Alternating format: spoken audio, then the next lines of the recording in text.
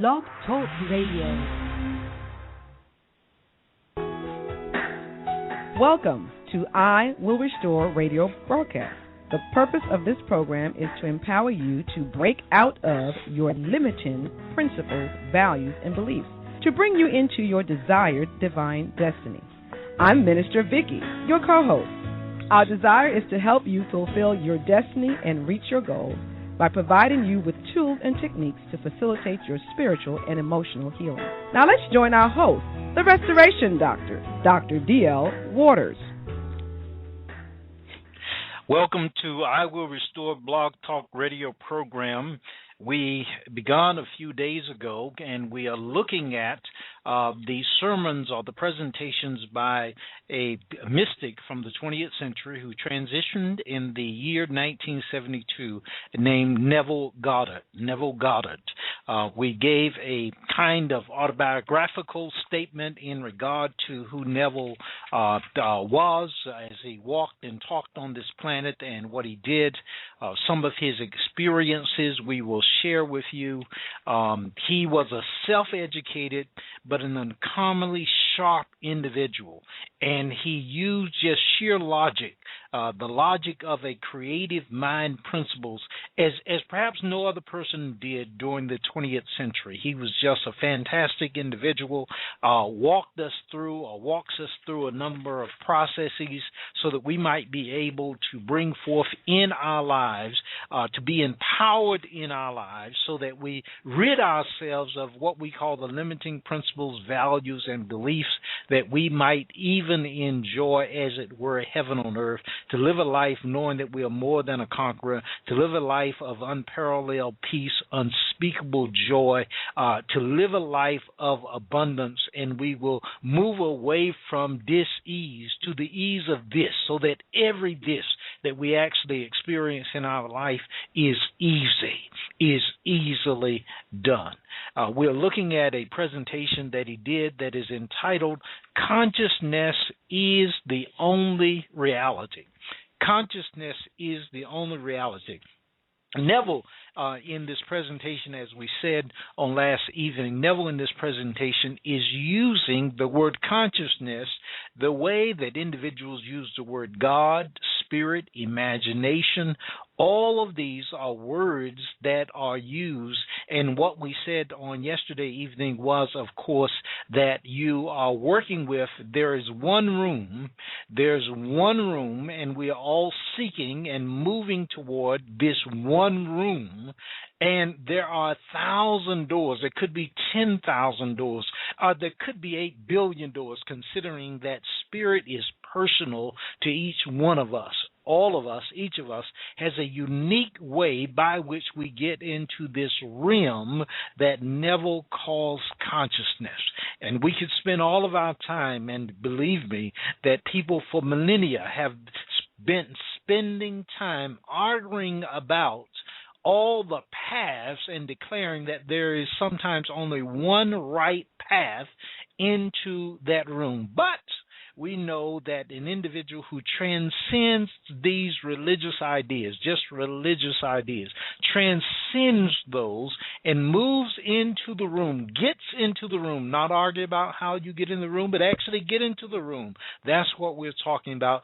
And Neville Goddard, or Neville as he was affectionately called, Neville got into the room. Not only did he get into the room, he also shows us how. And when we understand this, we will see that all of the various traditions, Hinduism, Buddhism, all of these various traditions or religious belief systems, if you will, all of them have a gem of the truth. They all have a gem of the truth, and they bring that forth. What I have found to be necessary in my life is to look at this gem from a number of different angles, from a number of different perspectives, and to be able to actually look at it so that as I look at it from a number of different perspectives, what does it say in regard to the Hindi faith, the Hindu faith. When I consider that, I think about the individual Gandhi, Mahatma Gandhi, and the work that he did in India, the movie that was made in regard to his life, the references that were made in regard to him by an individual like Dr. Martin Luther King Jr. When I look at Christianity, I consider, again, there are so many individuals that I can think of because that is my background, that is what I'm familiar with. But one of those individuals was, of course, Dr. Martin Luther King Jr.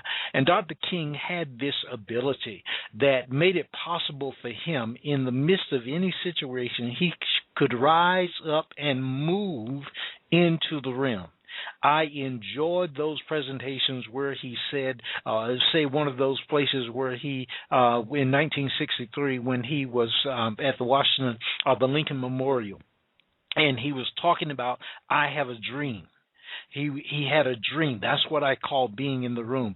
The night before he passed away, he mentioned that he had been to the mountaintop. He had looked over and he had seen the promised land. That's what I'm talking about, getting into the room. It is not being confined by your circumstances in life, but being able to rise above those circumstances, being able to move beyond those circumstances and see something like the Apostle John has mentioned in the Bible, that I was in the Spirit on the Lord's day. A whole lot of people argue about a whole lot of things concerning that. What we're talking about is being in the Spirit. Being in the Spirit. That's what we're speaking of as being in the room.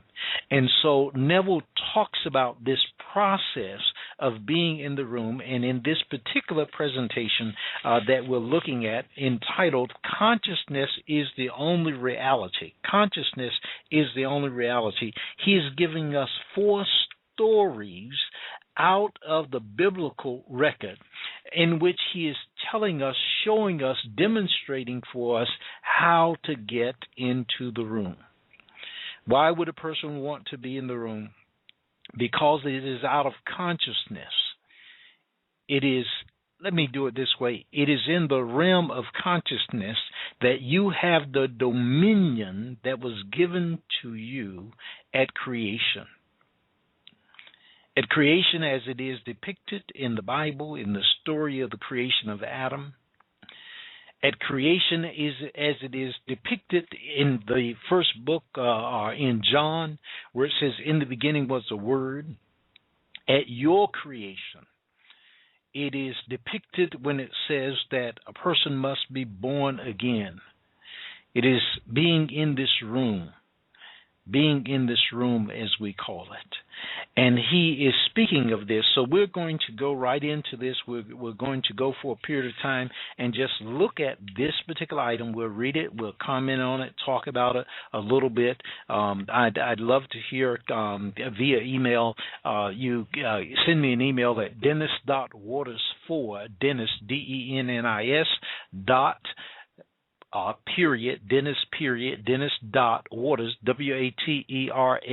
the number 4, Dennis.Waters4 at Comcast.net.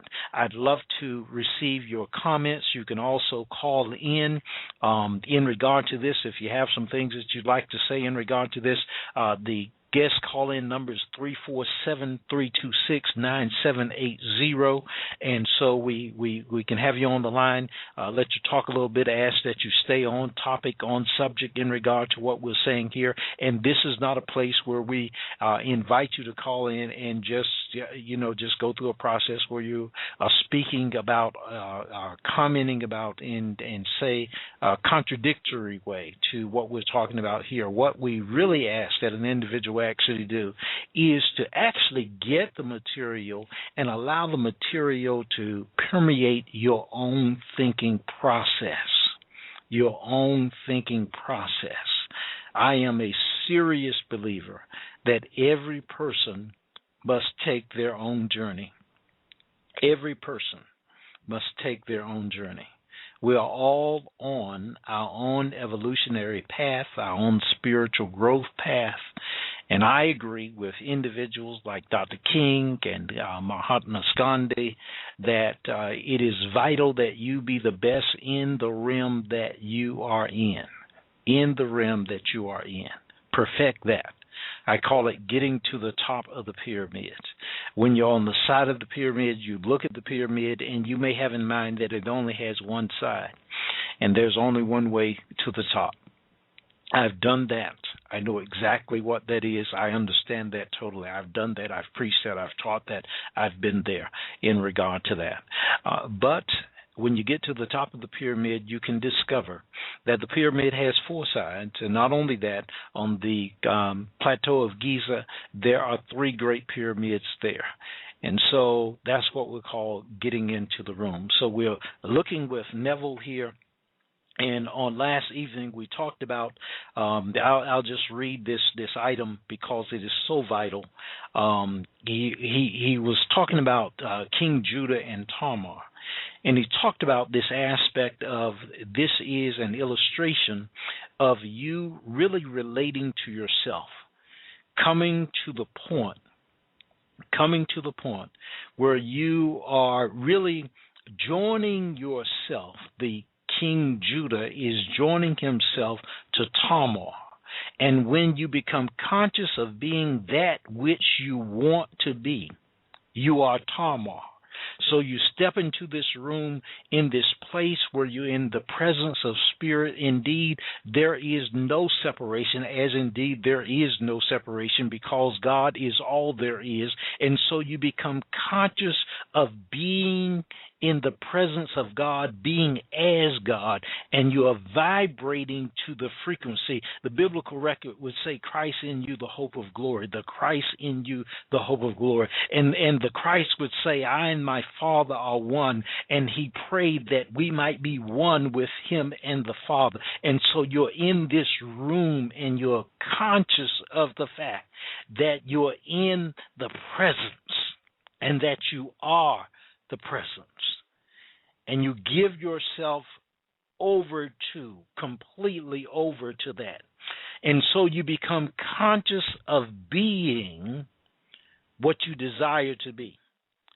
You see yourself, and you're able to say, I am already all right. I am already that which I desire to be. You begin to feel it, to sense it, to vibrate at that level. And because we know that spiritual things are spiritually discerned, which simply means that when you get into that room, you don't have to ask how something is happening. You can just rest assured that it will happen. That's the text that Neville quoted in regard to this particular item from the book of Mark, the 11th chapter, verses 22 through 24. And then that text in verse 24 says, as you have believed, as you have actually believed, your prayer has already been answered because you have believed, because you believe. Let me just read the text that I'm referencing out of the New International Version of the Bible. It says in Mark, the 11th chapter, let me make sure that I've got the actual verse. Verse 22 is, have faith in God, Jesus answered. I tell you the truth. If anyone says to this mountain, go throw yourself into the sea, and does not doubt in his heart, but believes that what he says will happen, it will be done. Not it might be done. It will be done for him. Therefore, I tell you, whatever you ask for in prayer, believe, become convicted, get in the room, believe that you have received it, and it will be yours. And you leave it to God, leave it to Spirit as to how. And so he's talking about this under this figure of, or the figures of King Judah and Tamar. And he says, no matter what stories you read in the Bible, no matter how many characters these ancient storytellers introduce into the drama, there's one thing you and I must always bear in mind. They all take place within the mind of the individual person. All the characters live in the mind of the individual person, and that's understandable. That's, as I said, that is one of the reasons for the preaching and the teaching that takes place, is because of the fact that you're taking this into your mind. As you're reading, as you're meditating, as you're praying, as we're doing all of these things, we're taking them into our mind, and they become ours. and it takes place inside of us. So in order for the characters to live, they must live in us, and therefore they must live as us. So it's taking place within the mind of the individual person, within your mind, within my mind. As we read the story, make it fit the pattern of self. Know that your consciousness is the only reality. Reading Neville. Then know what you want to be. Then assume the feeling of being that which you want to be. Again, Neville made mention at the beginning when we started a few days ago. He made mention of the fact that be very clear on that which you desire. Be very clear, because consciousness will deliver it to you. Consciousness, God's Spirit, will deliver it to you. Then assume the feeling of being that which you want to be and remain faithful to your assumption, living and acting on your conviction. Always make it fit the pattern. Now, we've done two stories now. We did the name Jehovah, Yahweh. If you do the YHWH, Yahweh, we talked about that and referenced that. We've done the story of King Judah and Tamar, and now we're coming to a third story. Again, make it fit the pattern. It says our third interpretation is the story of Isaac and his two sons, Esau and Jacob. The picture is drawn of a blind man being deceived by his second son into giving him the blessing which belongs to his first son. The story stresses the point that the deception was accomplished through the sense of touch. Reading from the biblical record, Genesis 27, verses 21 and 30, and Isaac said unto Jacob, Come near, I pray thee, that I may feel thee, my son, whether thou be my very son Esau or not. And Jacob went near unto Isaac his father, and he felt him. He felt him. And it came to pass, as soon as Isaac had made an end of blessing Jacob, and Jacob was yet scarce gone out from the presence of Isaac his father, that Esau his brother came in from his hunting. Genesis 27, 21, 30. Neville continues, this story can be very helpful if you will reenact it now.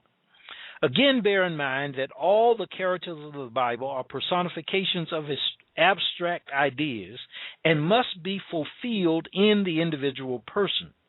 You are the blind father and both sons. Isaac is old and blind and sensing the approach of death. He calls his first son Esau a rough, hairy boy and sends him into the woods that he may bring in some venison. The second son, Jacob, a smooth-skinned boy, overheard the request of his father.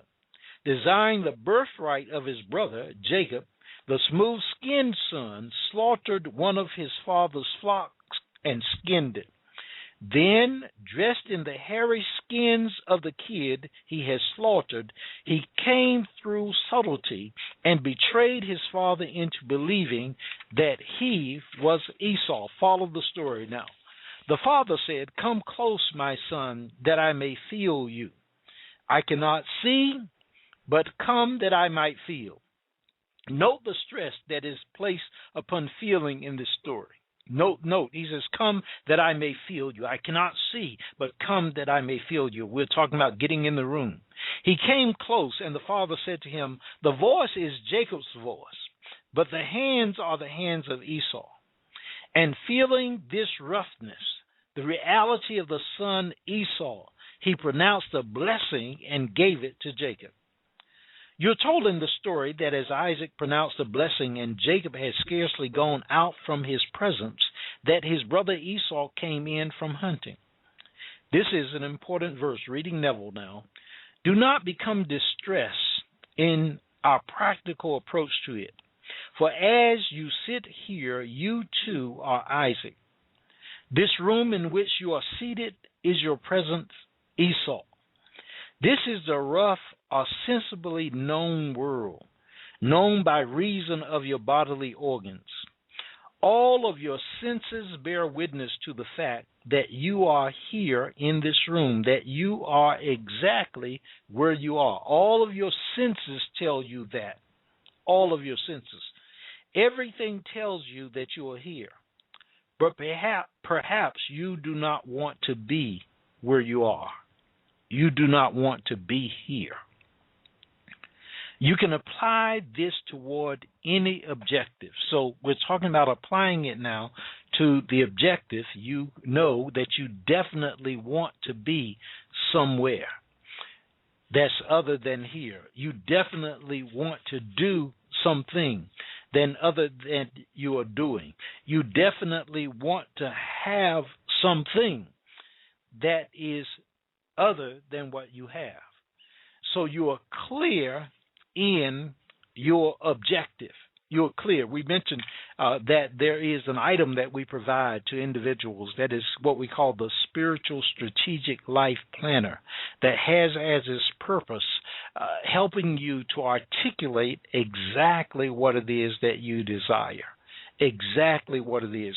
And we want to send you one. You can email me at Dennis, DENNIS .Waters, the number 4 at Comcast.net, and I'll send you a copy of this. Its purpose is to get you to articulate exactly what it is that who you want to be, what you want to do, what you want to have, because this makes it possible for you to actually bring that to pass. So you can apply this toward any objective. The room in which you are seated now at any time, the environment in which you are placed, this is your rough or sensible world, or son, which is personified in the story as Esau. What you would like in place of what you have or are is your smooth-skinned state, or Jacob the supplanter. So you see what he's talking about here, what Neville is bringing forth. The hairy son, that's your present situation. The smooth-skinned son, that's what you desire. Walk with us now. You do not send your visible world hunting, as so many people do by denial, Neville says. By saying it does not exist, you make it all the more real. Instead, you simply remove your attention from the region of sensation, which at this moment is the room round about you, and you concentrate your attention on that which you want to put in its place, that which you want to make real. So you concentrate, you focus, you imagine, you see, you sense, you feel, you remove your attention from the region of sensation. You concentrate your attention in that which you want to put in its place, that which you want to make real. I said that because I said it twice because of the aspect that when I initially read this, I'm learning, I'm growing on my spiritual path and everything, and I was learning how to actually meditate, to sit and be still. I had to first of all learn just to sit still for a period of time. I remember when I read my first book, really, in regard to this practice. I had read books about it before. There is always the text, again, that I'm familiar with, texts like, be still and know that I am God. And I thought about being still, and I asked one time in regard to what does it mean to be still. And when I asked and I compared that to the life of Jesus the Christ, I came to the conclusion that he is still on the cross, as it is mentioned there. I've heard preachers talk about this aspect of how excruciating the pain was as he was there. He could not move up or down. He was still, and I needed to be still to the point that I knew that God was God. I was able to bring that about as I meditated, as I learned initially to be still. First, to still my body, then to still my mind, or what Neville calls going into the silence. Continuing and concentrating on your objective, the secret is to bring it here. You must make elsewhere here. You must make then now. Imagine that your objective is so close that you can feel it. I love the way that he says this. You must make elsewhere here. You must make then now. Imagine that your objective is so close that you can feel it. Bring it here. Make it now. Neville says, suppose at this moment I want a piano here in this room. I see a piano in my mind's eye existing elsewhere, but does not do it. That does not do it. But to visualize it in this room as though it were here, and to put my mental hand upon the piano and to feel it solidly real, is to take that subjective state personified as my second son Jacob and bring it so close that I can feel it.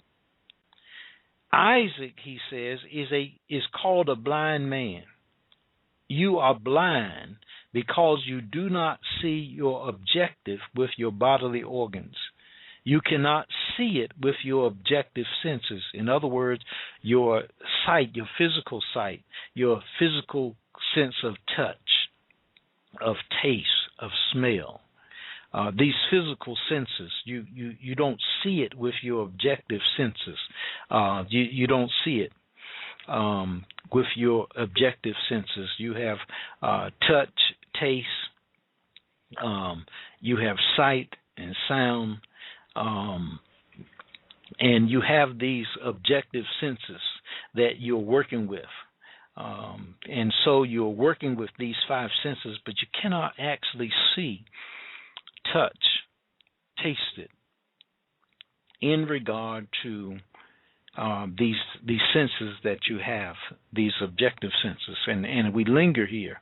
You only perceive it with your mind, Neville says, but you bring it so close that you can feel it as though it were solidly real now. This is why it is absolutely necessary to do training, to do your practices on a daily basis, your meditation, your affirmative prayer, because you want to bring it so close that you can feel it as though it were solidly real now. After all, when you have something that you desire to be, someone that you desire to be, something that you desire to do, something that you desire to have, that you're passionate about, that you really want. I mean, if it's something that's going to bring you greater joy, greater happiness, greater peace, it's going to bring these things, indeed the kingdom, into you at this moment so that you sense that you are indeed in the kingdom, and the kingdom is in you, the kingdom of God, the kingdom of heaven, the realm of spirit. As the Christ said, the kingdom of God is within you. And you begin to sense that if it is indeed that to you, then I can see why you would do it every day. I can see why you would be passionate many times a day. You desire to be in that room so that it is solidly real. And when this is done, you lose yourself in its reality and you feel it to be real. And when you feel it to be real, open your eyes. When you open your eyes, what happens? The room that you had shut out but for a moment ago returns from the hunt. You no sooner gave the blessing, felt the imaginary state to be real, than the objective world, which seemingly was unreal, returns. It does not speak to you with words as recorded of Esau, but the very room about you tells you by its presence that you have been self-deceived. Hallelujah.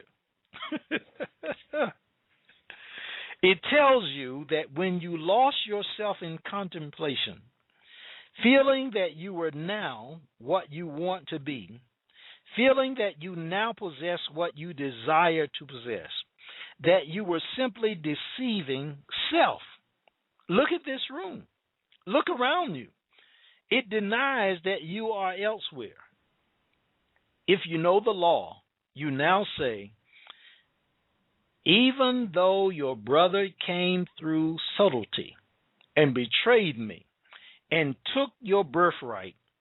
I gave him your blessing. I gave him your blessing. You felt it, and I cannot retract. Read the story and read yourself in the story. See yourself in the story. You're having this discussion with you, and you're saying to your Esau, I know I have been self-deceived. I know I've been fooled.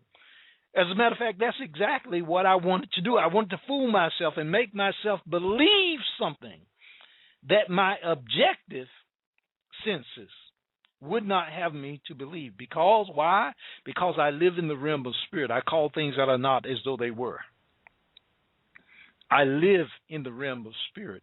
I believe this text that says, when you pray and you believe that you actually have an answer, that answer, which already exists in the heart and mind of God, is already there. Remember that text says, before you call, I will answer. So it already exists.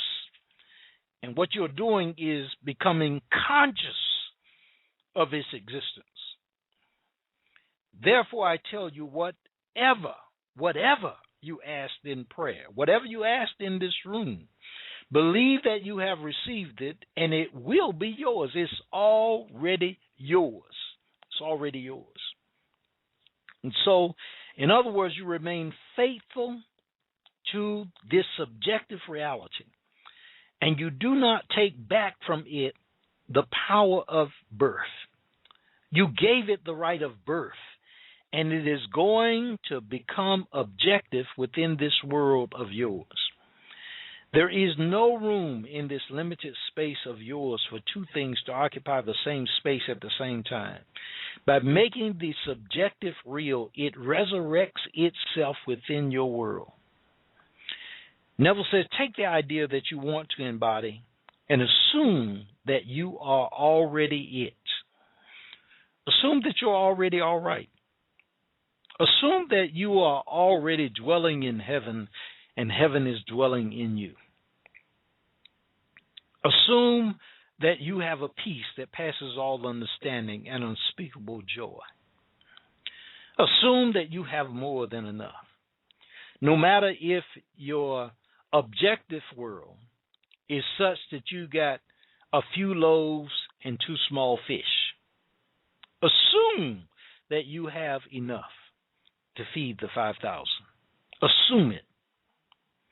Take the idea that you want to embody and assume that you are already it. Lose yourself in feeling this assumption is solidly real. Lose yourself in feeling. Enjoy it. That might be the first thing that you want to do when you get into the room. Remember that text that says, in his presence there's fullness of joy. Be happy when you get in the room. Be happy that you're getting in the room. Be happy that the room exists. Be happy that God is. Be happy that God is all there is. That in him you live and move and have your being. Be happy. Lose yourself in feeling this assumption is solidly real. Remember, enter his gates with thanksgiving and into his courts with praise. Be happy. And as you give it this sense of reality, you have given it the blessing which belongs to the objective world. And you do not have to aid its birth any more than you have to aid the birth of a child or a seed you plant in the ground. The seed you plant grows unaided by man, for it contains within itself all the power and all the plans necessary for self-expression. All you need to do is just get in the flow. Just get in the flow. Just get in the flow. You can, this night, Neville says, reenact the drama of Isaac blessing Jacob. You can reenact this drama. You can do it right now. You can do it when you lie down and go to sleep. You can do it this very evening, this very night, this very day. This drama of Isaac blessing his second son and see what happens in the immediate future in your world. Your present environment vanishes. All the circumstances of life change and make way for the coming of that to which you have given your life.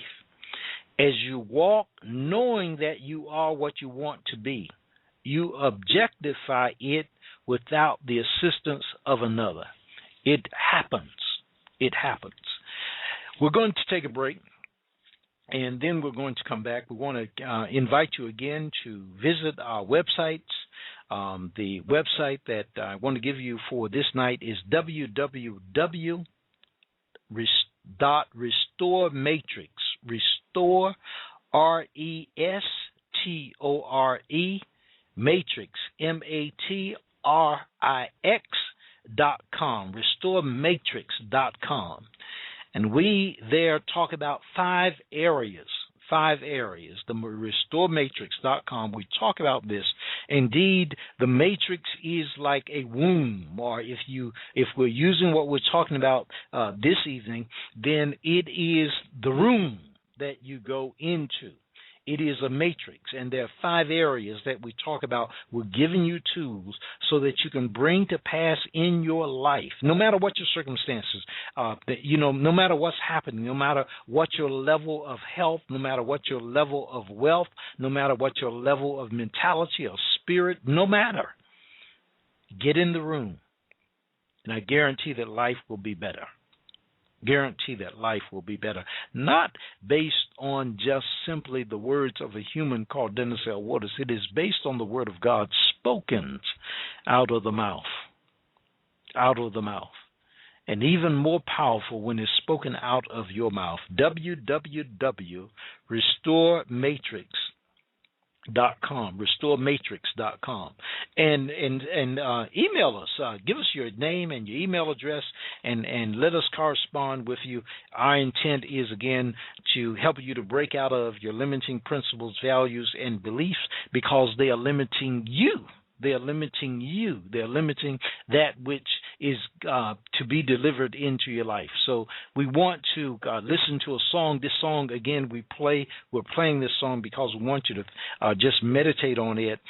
These songs by Ricky Byers Beckwith. We've got an event that's taking place in September of 2012, in which we're going to have Dr. Michael Bernard Beckwith and Dr. Ricky Byers Beckwith with us as our guests. And they are talking about this idea of empowerment, what we call living the 4D life, the restoration of the self, all of this. Getting into the room is another way of saying the same thing. And they're going to be our guests. And the music that Dr. Ricky Byers Beckwith sings is so powerful, so powerful. Think about this, of loving yourself so much that you can start loving another. And in your loving another so much, that person will love themselves. And it's at that point, when they're loving themselves, that they are able to love you.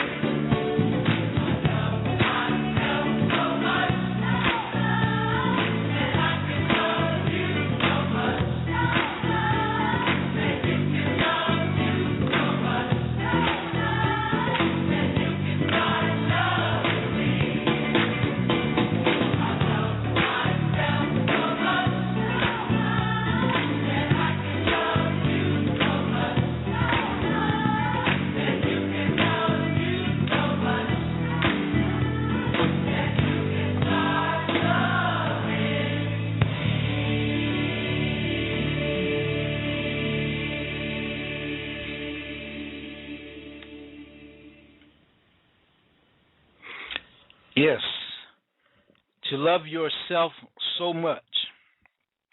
Love yourself so much. It is first required to love yourself so much. And then, as you love yourself so much, it is then that you are able to actually love someone else, to love someone else. And so that's the song by Ricky Byers Beckwith. Again, they will be our guests. Let me just encourage you to have in mind we are planning this event. It is to take place in September the 14th and 15th, 2012.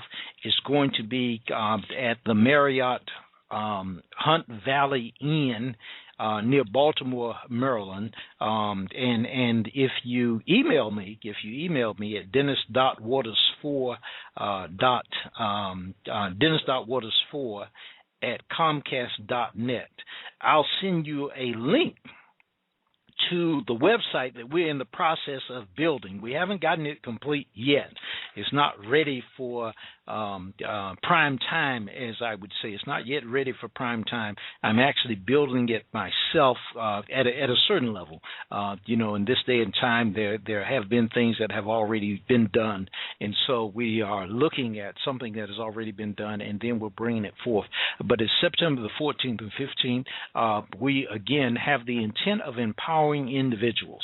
And no matter what door you may come into the room using, no matter what door, it's not really the level of just simply religion. This is trans-religious. I love that about Dr. Michael Bernard Beckwith.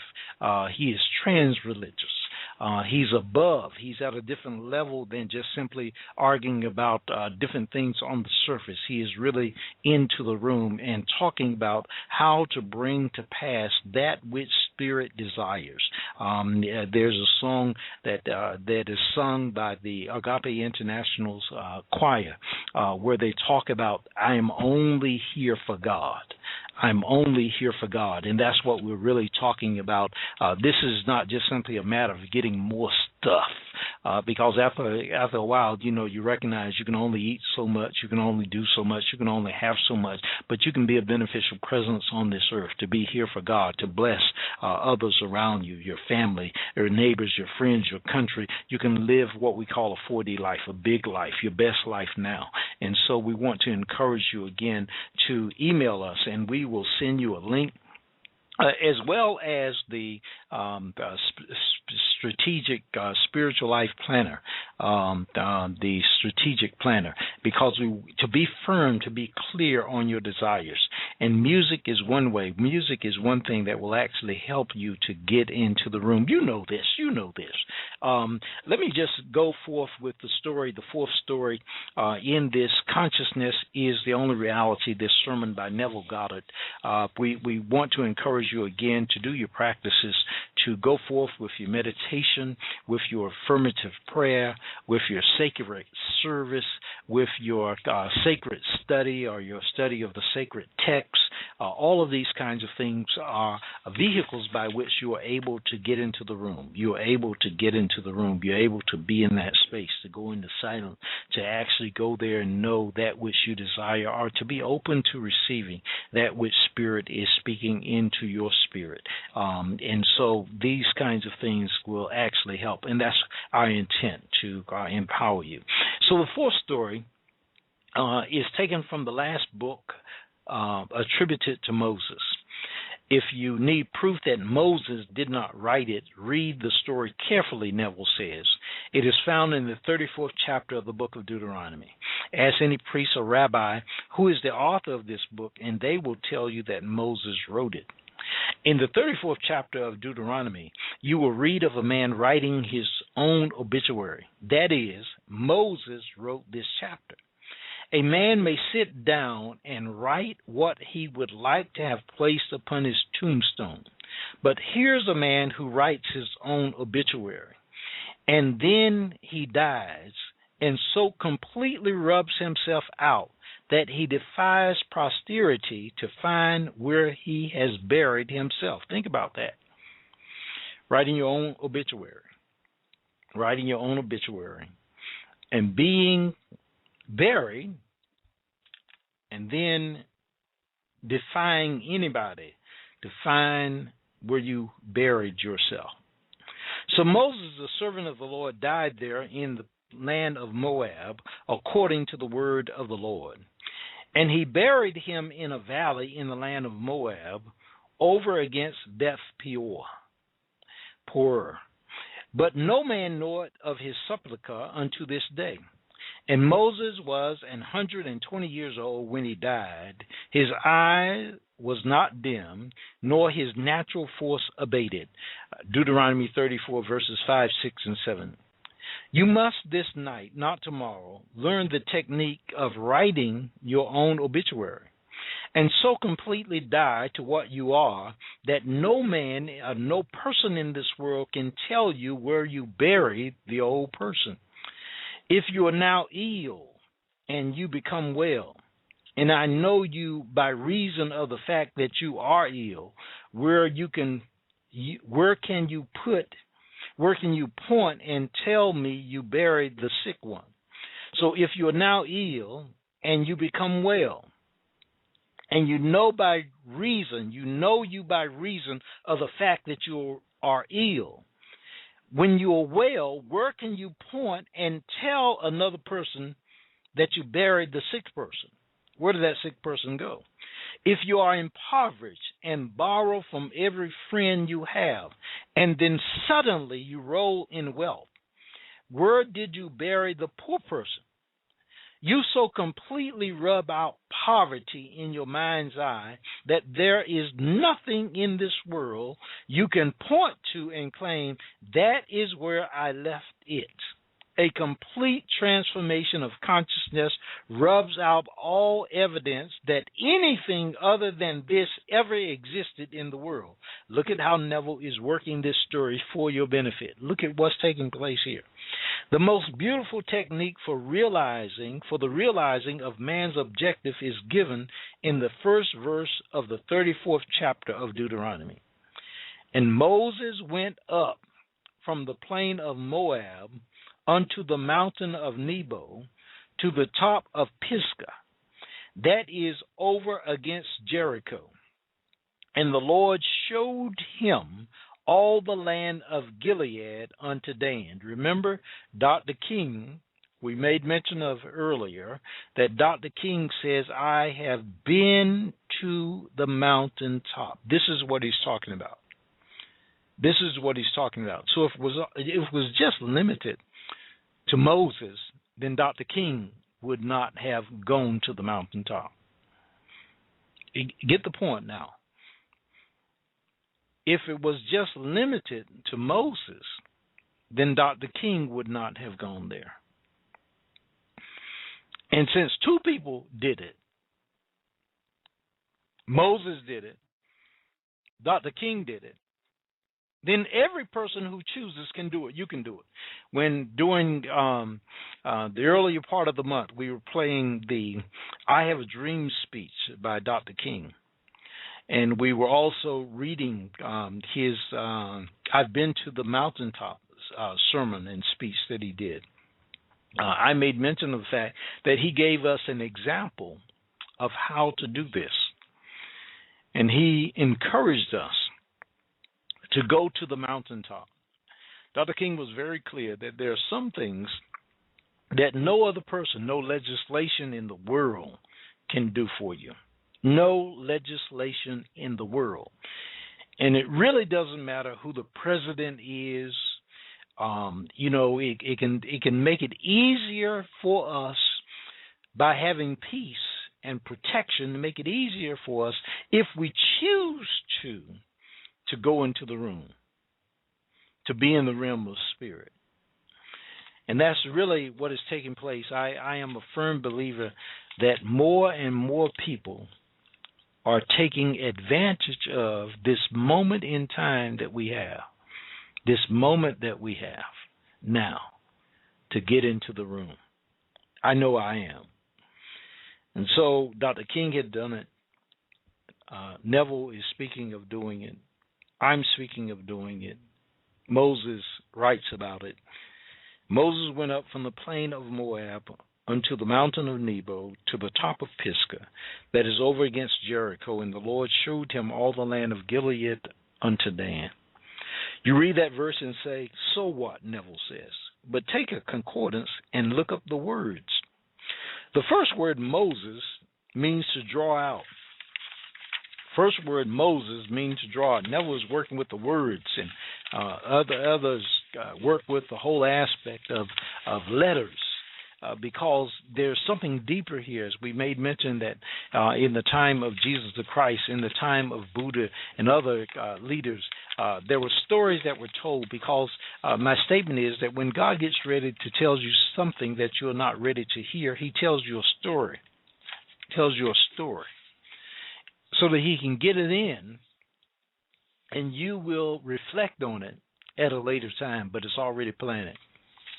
Already planted, like a seed that's planted. God has planted himself in you, planted himself in me.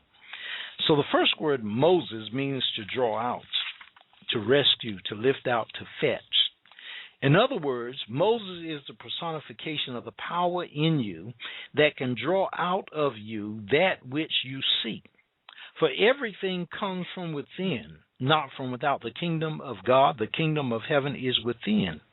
It's like the oak is in the acorn. It is within you, was already planted in you. You draw from within yourself that which you now want to express as something objective to yourself. You are Moses coming out of the plain of Moab. The word Moab is a contradiction to a contraction of two Hebrew words, Mem and Ab, M-E-M and A-B, Mem and Ab, meaning mother, father. Your consciousness is the mother, father. There is no other cause in the world. Your I amness, your awareness is the Moab or the mother, father. You are always drawing something out of it. And so we go back again, as he was talking about earlier, using the name Yahweh or Jehovah, YHWH, and we talked about that again. If you email me, just by emailing me, I'll send you a copy of this. We're going to be looking at this 5-lesson set by Neville Goddard.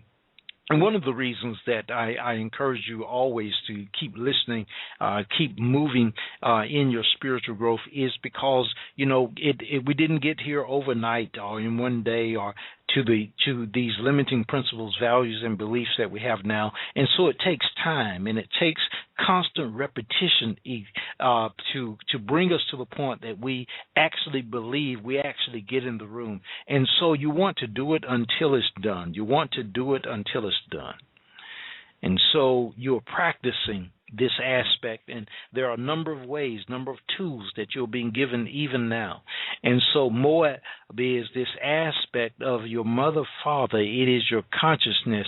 There's no other cause in the world. It is your I amness, your awareness. It is that you are drawing something out of you. You're drawing something out. The next word is Nebo. In your concordance, Nebo is defined as prophecy. A prophecy is something subjective. It says so-and-so will be. It is an image in the mind. It is not yet a fact. We must wait and either prove or disprove this prophecy. In our language, Nebo is your wish, your desire. It is called a mountain because it is something that appears difficult to ascend and is therefore seemingly impossible of realization. A mountain is something bigger than you are. It towers over you. Nebo personifies that which you want to be in contrast to that which you are. Remember, if you say to this mountain, this thing that seems so big, so impossible, so then the word Pisgah by definition is to contemplate. Jericho is a fragrant odor. So you got Pisgah and Jericho. It is to contemplate. And Gilead means the hills of witness. The last word is Dan the prophet. And so you put all of this together. You can put it all together as you meditate. as you sit down. You can have some music that helps you get into the mood, as we're talking about, of meditation. You're getting into the room. You can have a fragrant odor. That may be some incense that you burn, and we're talking about just getting into the room, doing this, being conscious so that you are aware of what is taking place. And then you get into the room and you see it, you feel it, you are it. You put it all together in a practical sense and see what the ancients tried to tell you. He says, as I stand here, having discovered that my consciousness is God, and that I can, by simply feeling that I am what I want to be, transform myself into the likeness of that which I am assuming I am. I know now that I am all that it takes to scale this mountain.